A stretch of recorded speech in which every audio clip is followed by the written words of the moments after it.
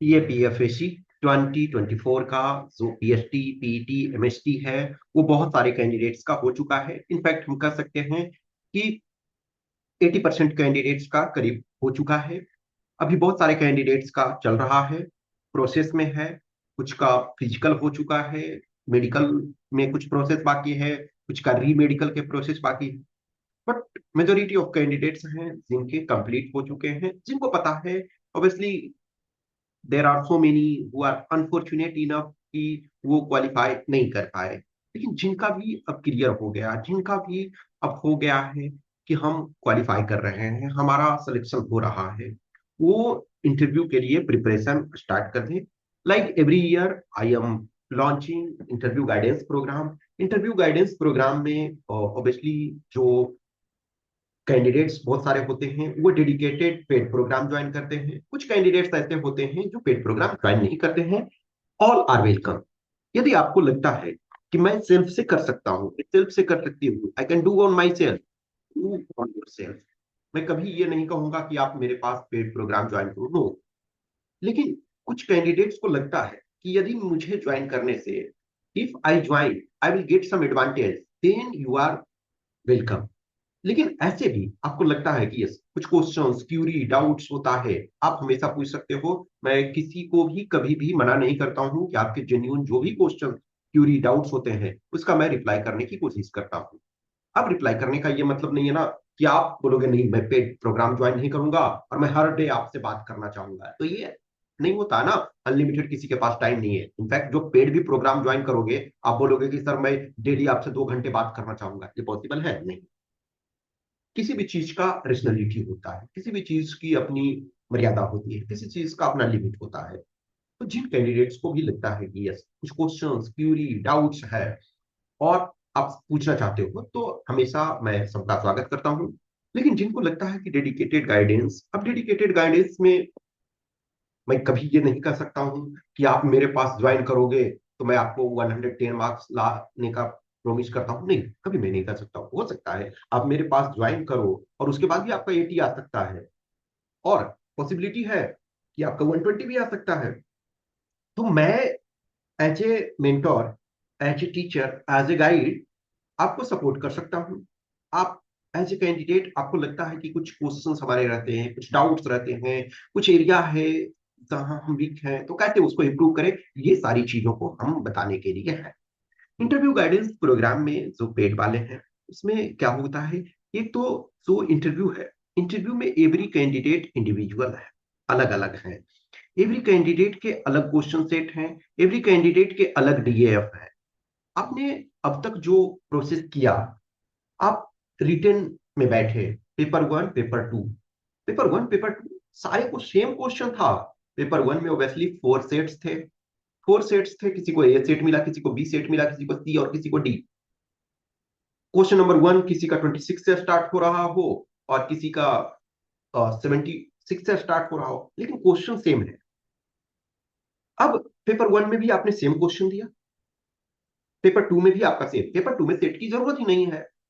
Question number one में जो है वो सबके क्वेश्चन नंबर वन में वही है। ए क्वेश्चन नंबर वन का ए में जो क्वेश्चन ए से है वो सब में है। आपके पास अपनी चॉइस है, 6 में से 4 आप चूज कर सकते हो। लेकिन रेस्ट जो है, आर्गुमेंट राइटिंग, रिपोर्ट राइटिंग, जो आपका ग्रामर है, प्रेसी है, कंप्रेहेंशन है, उसमें चॉइस ही नहीं है। आपको जो दिया हुआ है उसी ऑर्डर में लिखना है। प्लस आपको स्पेस भी स्पेसिफाई किए हुए हैं। ऐसा नहीं है, जैसे देखो क्या होता है, कभी कभी एग्जाम आप नॉर्मल एग्जाम देते हो। इनफैक्ट जब हमारे टाइम में, जब हमने फर्स्ट टाइम ऐसे दिया था, तो उसमें अलग पैटर्न थोड़ा था। लेकिन उसमें से पेज डिवाइडेड नहीं थे कि किस क्वेश्चन का कितने लिखना, आपके पास मर्जी है। तो इसी वजह से जब फर्स्ट टाइम मैंने दिया था 2012 में, तो उसमें ऐसे एक ही लिखना होता था 800 वर्ड्स का। अब मैंने अपने आधे टाइम जो है ऐसे लिखने में लगाया। लेकिन आपके साथ ऐसा नहीं है, आपके साथ सारी फिक्स है। तो जो रिटेन है उसमें पेपर वन पेपर टू दोनों का सेम है, इसमें सारे कैंडिडेट्स का सेम है। आपने फिजिकल और मेडिकल किया। फिजिकल में क्या है, यदि मेल हो तो 4 इवेंट्स, फीमेल हो तो 3 इवेंट्स फिजिकल एफिशिएंसी टेस्ट में। मेडिकल के जो प्रोसीजर हैं मेल के लिए वो सारे सेम फॉलो किए जाएंगे और फीमेल के लिए सेम। लेकिन अब जैसे देखो कि किसी को री मेडिकल मिला है, कोई आराम से मेडिकल क्लियर कर गए, किसी को रीमेडिकल में भी रिजेक्ट कर दिया गया, कोई फिजिकल में बाहर हो गए। लेकिन ये चीज है कि यहाँ अब तक एक तरह से सबको सेम पैटर्न पे चेक किया गया, सेम लाइन पे जज किया गया। लेकिन अब जो इंटरव्यू है, इंटरव्यू को यूपीएससी पर्सनालिटी टेस्ट बोलती है, पीटी। इसका मतलब है कि ये मेयर नॉलेज चेकिंग नहीं है, ये it is not just about knowledge, it is about how you deliver the things. कोई टफ से क्वेश्चन आपसे पूछा गया तो हाउ यू रिस्पॉन्ड दैट।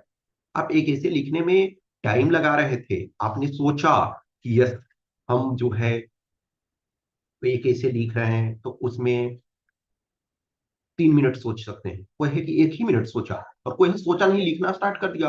हो सकता है वो टॉपिक उसने पहले भी लिखा हुआ है, उस टॉपिक पे कमांड हो, वो लिखना स्टार्ट कर दिया, और कोई 5 मिनट्स भी ले सकता है।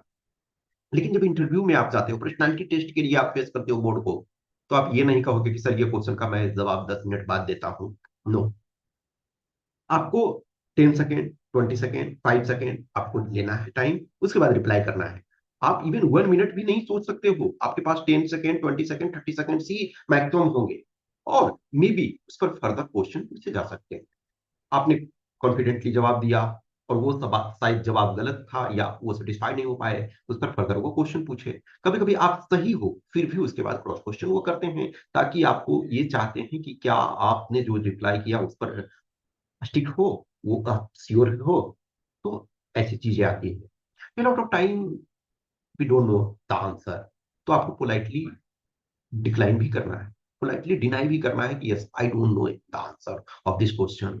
तो ये जो सारे प्रोसेस हैं, ये इसमें इंटरव्यू गाइडेंस में मैं आपको एक एक करके डिस्कस करूंगा। जैसा कि हमने ऑलरेडी बताया कि जो इंटरव्यू गाइडेंस है, मेजोरिटी जो है इंडिविजुअल बेसिस पे है। आप एज इंडिविजुअल बेसिस पे मैं टास्क दूंगा आपको कि यस ये टास्क आपको करना है। उसके बाद जहां आपको क्वेश्चन की डाउट रहता है उसको डिस्कस करेंगे। और जो है कुछ ग्रुप सेशंस रेगुलर बेसिस पे चलता रहेगा। ग्रुप सेशन में एक तो ये होता है कि यस आप कुछ कैंडिडेट्स के साथ हो, वहां हमने यदि कुछ क्वेश्चन पूछा, किसी ने आपके साथ रिप्लाई किया, आपने नहीं किया, तो आपको एक रहेगा यस मुझे भी ये क्वेश्चन पूछना चाहिए, मुझे इस टाइप के क्वेश्चन पूछने चाहिए, मुझे रिप्लाई करने चाहिए। तो कुछ जो आपके ग्रुप सेशंस होंगे, जूम सेशंस ये, और plus mock interview. Mock interview भी ऑब्वियसली मैं जो कंडक्ट करवाता हूँ तो वो ऑनलाइन, कि मैं एक जगह फिक्स कभी रहता नहीं हूँ, और मैं प्रॉपर सेटअप इंफ्रास्ट्रक्चर चीजें नहीं किया हुआ हूँ कि फिजिकल। बहुत एक वो वक्त था कि जब हमारे पास सिस्टम सेटअप पूरा हुआ करता था, लेकिन आज के डेट में मैं एक जगह रहता नहीं हूँ, मूवमेंट करता रहता हूँ। तो ऑनलाइन में चीजें हैं जहाँ जितना हो सकता है वो मैं करने की कोशिश करता हूँ। मैं इंडिविजुअल लेवल पे आपसे बात करता हूँ जहाँ पॉसिबल होता है, जहाँ जो चीजें। तो जो इंटरव्यू गाइडेंस है इंडिविजुअल कंपोनेंट, उसमें हर कैंडिडेट का डीएफ एनालिसिस, उसके बाद मैं उसके साथ डिस्कस करता हूँ कि यस आपके डीएफ में ये कंपोनेंट है, इस पर आपको फोकस करना है, यहाँ से आपके क्वेश्चन पूछने की संभावना हो सकती है। तो एक तो डीएफ का प्रॉपर एनालिसिस, फिर आपके साथ डिस्कशन इंडिविजुअल लेवल पे। दूसरा ये है कि सम ग्रुप सेशंस आपके होंगे रेगुलर इंटरवल पे, प्लस आपको इंडिविजुअल टास्क दिया जाएगा। इंडिविजुअल टास्क की आप इस इंडिविजुअल टास्क को करोगे और उस टास्क को करके सबमिट करोगे। आपको नोट्स में क्या क्या ऐड करना है, आपको नोट्स किस ढंग से, वो नोट्स मैं नहीं बनाऊंगा, आप बनाओ। हाँ, ये होगा कि जो कुछ कॉमन क्वेश्चन होते हैं वो एवरी टाइम मैं प्रोवाइड करता हूँ। Common question obviously, common question के लिए आप ज्वाइन करो ना करो, मैं सबके लिए प्रोवाइड करा देता हूँ, उसमें कोई दिक्कत नहीं। तो कुछ क्वेश्चंस कॉमन नेचर के होते हैं जो जैसे करंट में, न्यूज में है, या कुछ जो पर्सनालिटी रिलेटेड एस्पेक्ट्स हैं, पर्सनालिटी रिलेटेड ट्रेड्स हैं, वो आपको सो है एज ए मैं लास्ट मोमेंट में प्रोवाइड करा देता हूँ। जब इंटरव्यू का सपोज 1 वीक है या 5 डेज है या 10 डेज है, डिपेंडिंग ऑन प्रिपरेशन, प्रिपेयर मैं क्वेश्चंस वगैरह को करके आपके सामने प्रेजेंट करता हूँ। कुछ क्वेश्चंस जो होते हैं सी एवरी टाइम कैंडिडेट से पूछे जाते हैं। अब जैसे फोर्स के बारे में एवरी टाइम कैंडिडेट से पूछे जाते हैं। कुछ जो आपके रिलेटेड टू पर्सनालिटी है, रिलेटेड टू लीडरशिप है, ये सब क्या होता है, पेरेनियल क्वेश्चन है, हमेशा पूछे जाते हैं। तो कुछ उस टाइप की चीजें रहेंगी। प्लस जो है मॉक इंटरव्यू और प्लस फीडबैक। मॉक इंटरव्यू और फीडबैक, फिर आपको सजेशंस की कहाँ कहाँ आप में गलती कर रहे हैं, ये सारी चीजें प्रोवाइड कराई जाएगी आपको।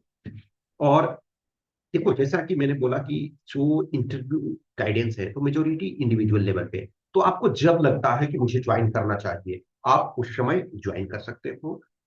और जो ग्रुप कंपोनेंट है वो फुली 30 दिसंबर 30 दिसंबर से ग्रुप वाले कंपोनेंट पर मैं थोड़ा थोड़ा स्टार्ट करूंगा एज ए फेमिलियरिटी।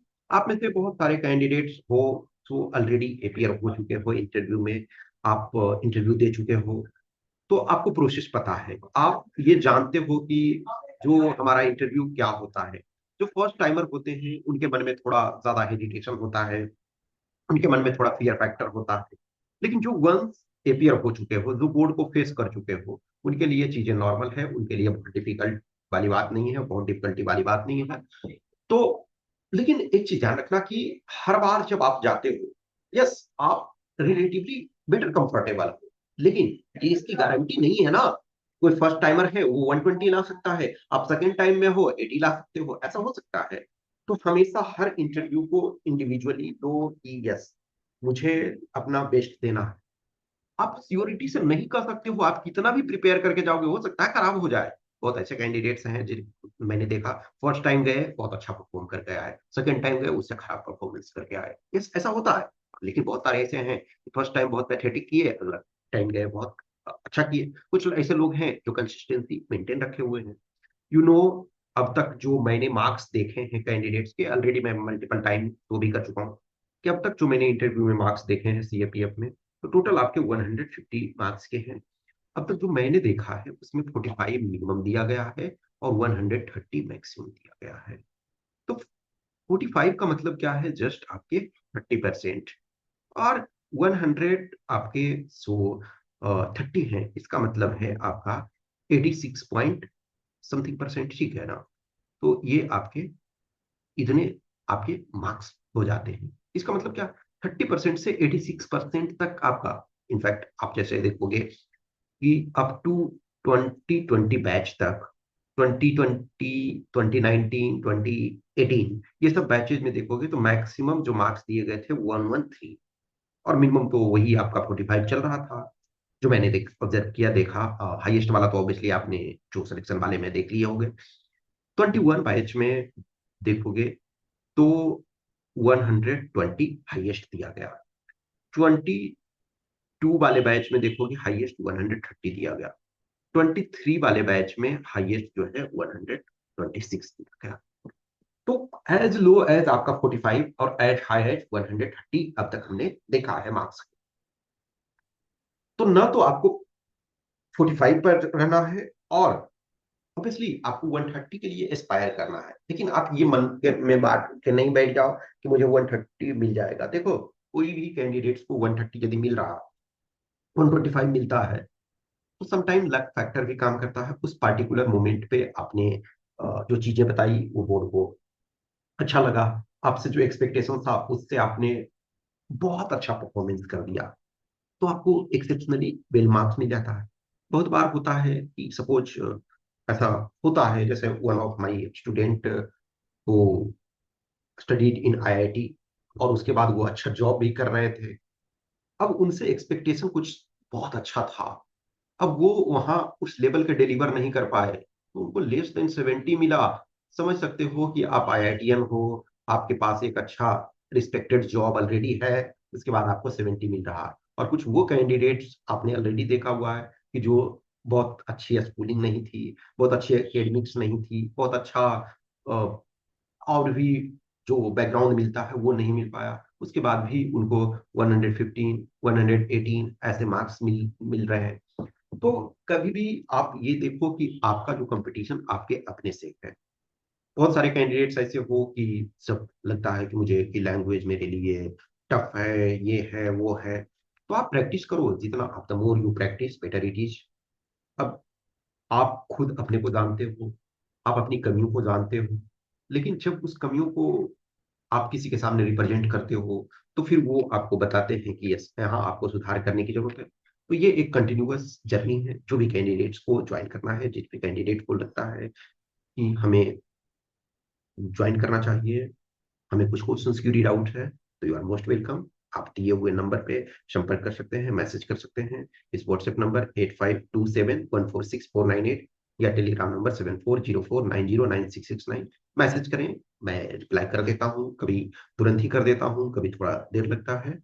ओके। सो आप अपना मौका मिला है तो बेस्ट है, उस चीज को करो। Okay, thank you.